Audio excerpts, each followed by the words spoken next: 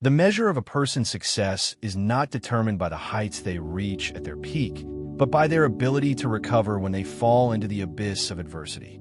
Adversity is the ladder to progress for geniuses, the baptismal water for believers, the priceless treasure for the talented, but a bottomless pit for the weak. What I'm saying may be hard to hear, especially not easy to accept, so please stay until the end to fully grasp the wisdom of the ancients. Greetings to all of you. What is resilience, or the ability to face adversity? Let me share a story to help you understand IQ, EQ, and resilience.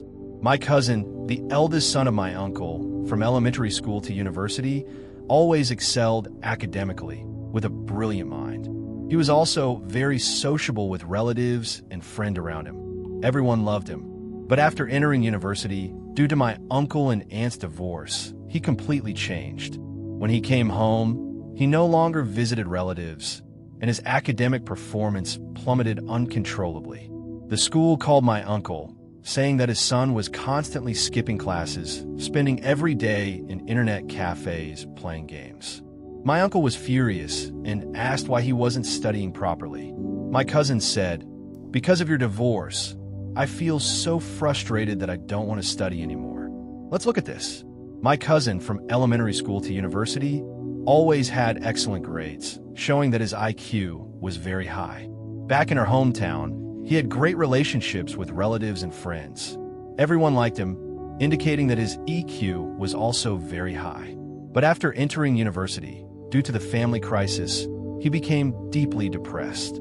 This shows that his resilience was very low. So, we can see that a person, even with high IQ and high EQ, if their resilience is low, will basically collapse at the slightest obstacle.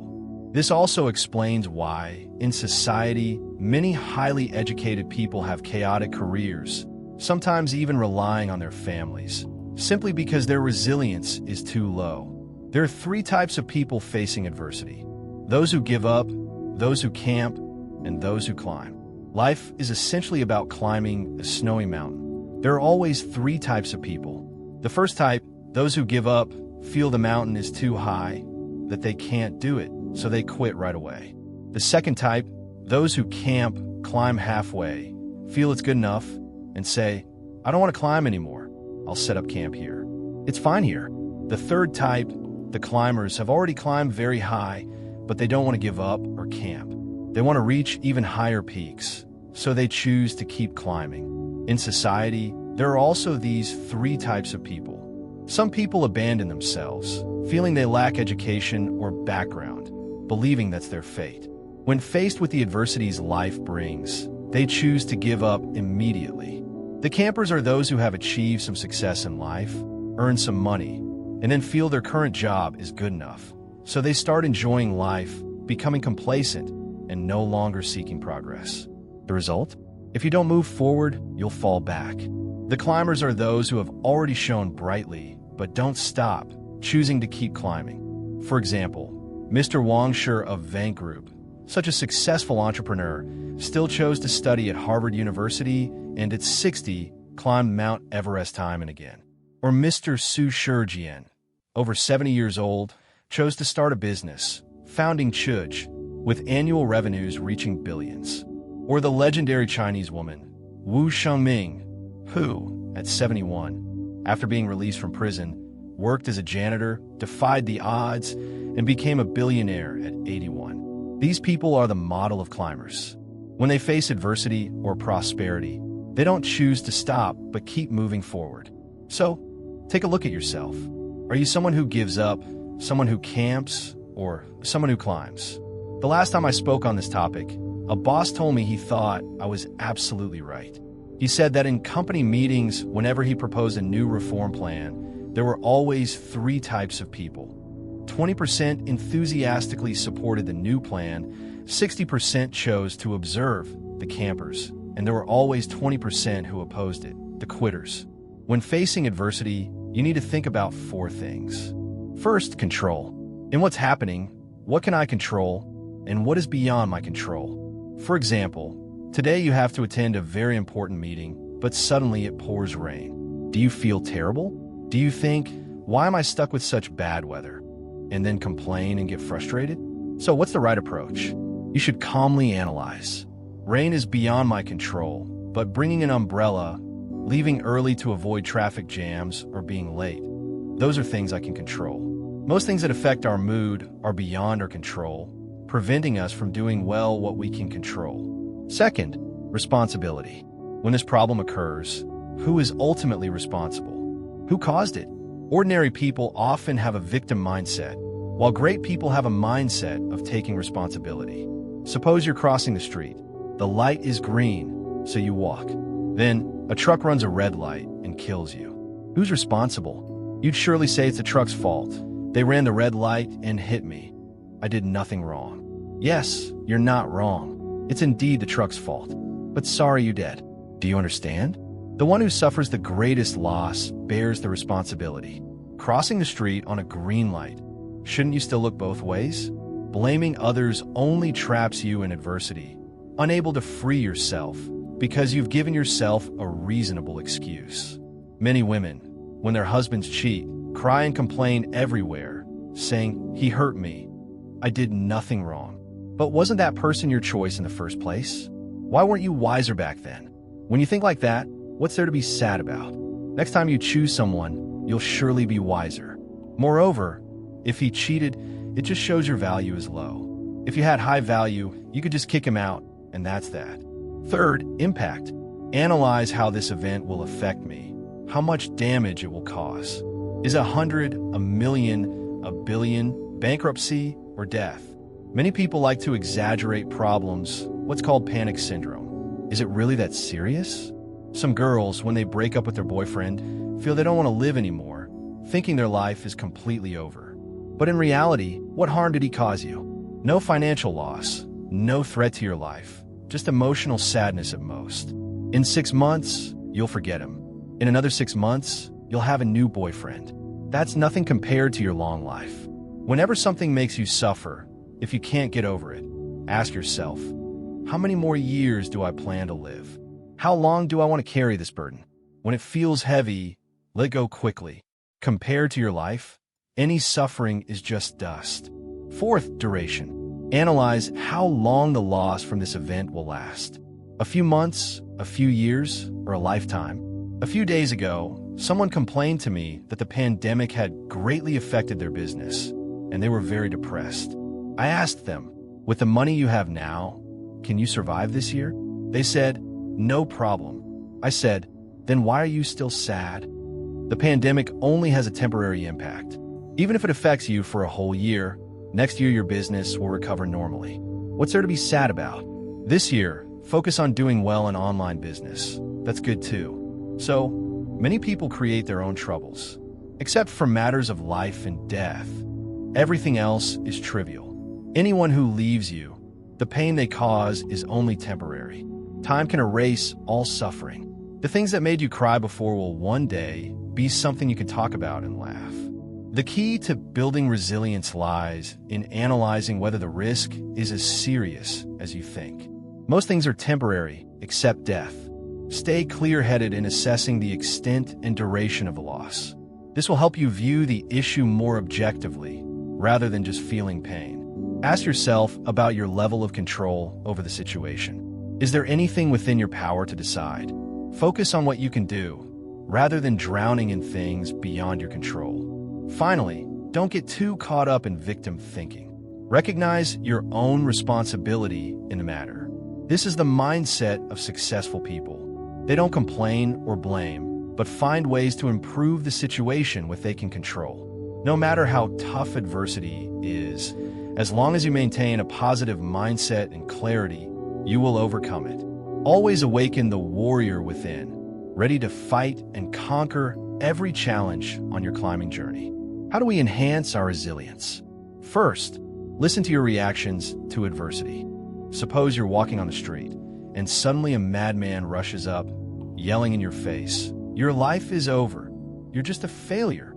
Would you believe what that madman says? Of course not. You'd think they're sick. But every day, in your own mind, you're yelling those same things at yourself, and you actually believe them. You're tormenting yourself with negative thoughts daily. So, You must notice if there's a madman screaming in your head. When you realize you're in adversity, tell yourself, haha, here comes adversity again. Great, another chance to boost my resilience. Don't complain that you're useless, a failure, or despicable. For example, today you're on a business trip and the traffic police stop you to check your driver's license. Then you realize you forgot your wallet with your ID at home. In your head, a voice says, damn it, so useless. How could I forget my wallet? Then you call your spouse, argue. Why didn't you remind me to bring my wallet? The result, a fight, and you miss the business trip. But if you look at it differently, when you realize you forgot your wallet, immediately think, haha, here comes adversity again. Awesome, another chance to improve my coping skills. Then you pull out your phone, log into the Ministry of Public Security's Identity Verification app, select to show your documents, and your driver's license and related papers appear. Done. You pass the check and continue your trip on schedule. Second, isolate negative emotions. Our brains often protect themselves by imagining worst-case scenarios. For example, you need to give a public speech. The night before, your brain churns out negative thoughts. What if I forget my lines? What if they don't want to listen? Then you start worrying, stressing, and can't sleep all night. This is called anxiety disorder or paranoid disorder. At that moment, you need to slam the table and shout, stop, to cut off the brain's negative thoughts.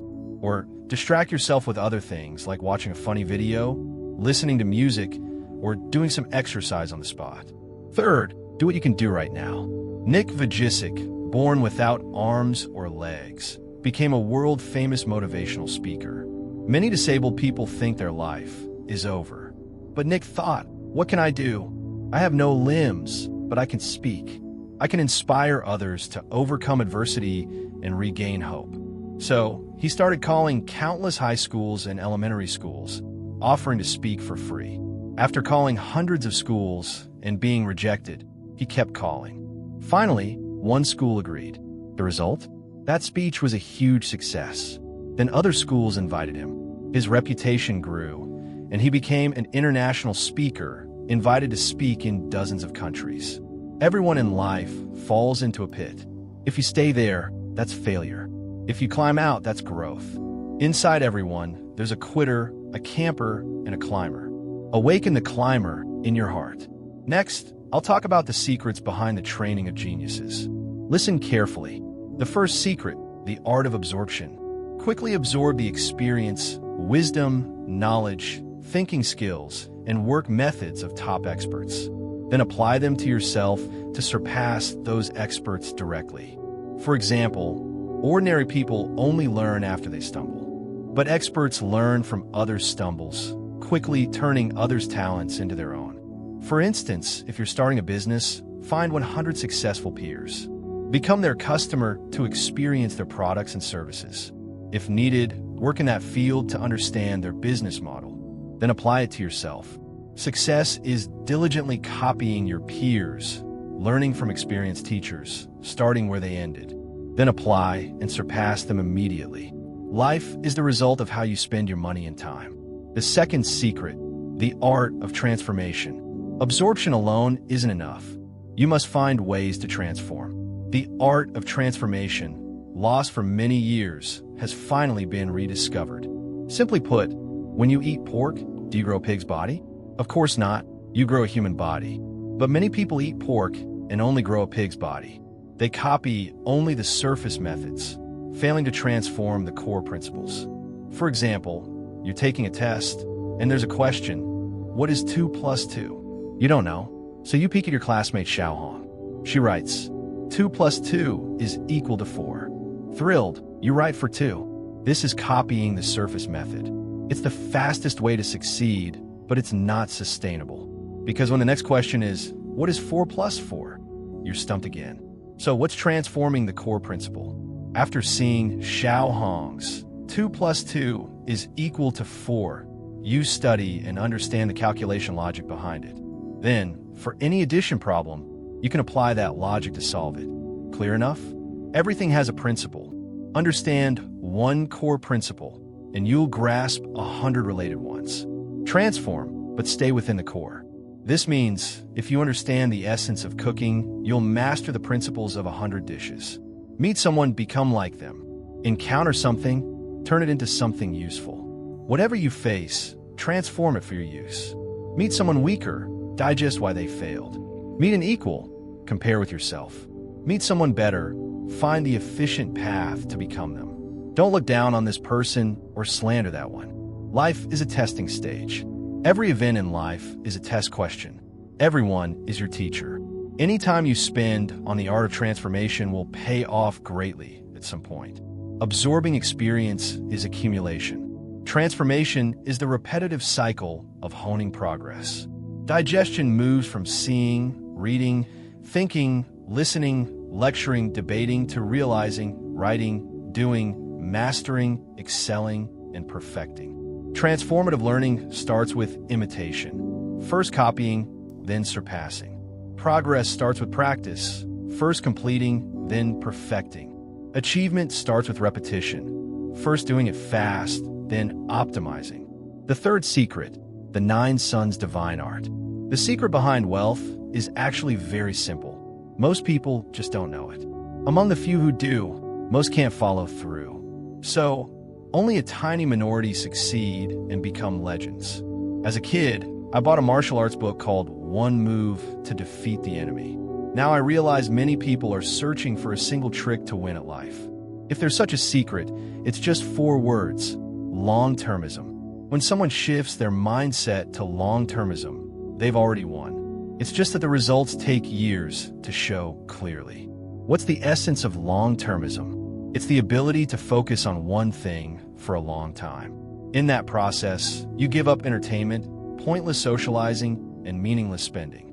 And in that process, you endure loneliness and misunderstanding alone. That's the power of self-control and deep thinking. The wealthy often have far greater patience for one thing than the poor. So, you'll see that even after success, they work harder than you and handle loneliness better than you. That's because their long-term focus has become a deeply rooted habit. When you see someone with an outstanding skill, don't be jealous. Do it for 10 years, 10,000 times. You could do it too. The secret to anything is that it gets easier the more you do it. The poor are often opportunists. What's opportunism? Always wanting one move to win big, to get rich quick. These people are easily exploited. The more eager you are to make money, the easier it is to lose it. In fact, all the glamorous people you see have toiled for years in their field. But they'll tell you they succeeded with just 5 methods, and you can too. And you believe them. But every get-rich-quick scheme ends quickly. The faster you make money, the less skill it involves. If anyone can do it, how many competitors will you have? The deeper you accumulate in one direction, the stronger your ability becomes. Only then can you create a strong barrier against others, making it hard for competitors to beat you. What's a true master like? Even if I tell you their method, you can't copy it in the short term. Like Hadaleo, you can visit and study all you want, but no restaurant can replicate it. Can you imagine how deep their expertise is? What should you do? Study deeply, root deeply. I often say, in the first 2 years of doing something, don't chase profit. Just surviving is success. Simple, right? But sadly, most people don't even have the patience to read a book seriously. How long does achievement take? 10 years? 20 years? I can tell you clearly, just 3 years. You didn't miss here. In 3 years, you can completely transform and renew your life. Everything in this world is hardest at the start, and it gets easier the more you do it. But most give up at the initial hardship, dying in the dark before dawn, missing the sunrise. Never overestimate what you can do in 1 year. But don't underestimate what you can achieve in 3 years. The key is who can keep doing simple actions repeatedly. You can't swallow a fat person whole, but a fat person is built from small bites piling up. The most overlooked yet terrifying power in the world is repetition and accumulation at one point. Success built bit by bit lasts long. To grow tall, a tree must first sink its roots deep, not shoot up first. Truly outstanding people think leaps ahead, but act practically. They know shortcuts are rare. The best way to reach the goal is persistent accumulation at one point. A thin sheet of paper folded 42 times would be as thick as the distance from Earth to the Moon. Fold it 51 times, and it surpasses the Sun. With 103 folds, it's thicker than 100 billion light-years, larger than the observable universe's diameter. A drop of water pierces stone, not because of the water's strength, but the power of continuous accumulation at one point. A person, once they focus their time and energy on one point and persist, can create immense penetrating force. Like sunlight focused on one spot, it can burn in an instant. Like water focused on one point, it can cut steel in a moment. True masters, every daily action, every person they meet, every word they say, is either tied to their current growth or their future rewards. Otherwise, it's basically a waste of time. Most people, throughout their lives, learn the wrong things, which is why they can't reach the top of the food chain.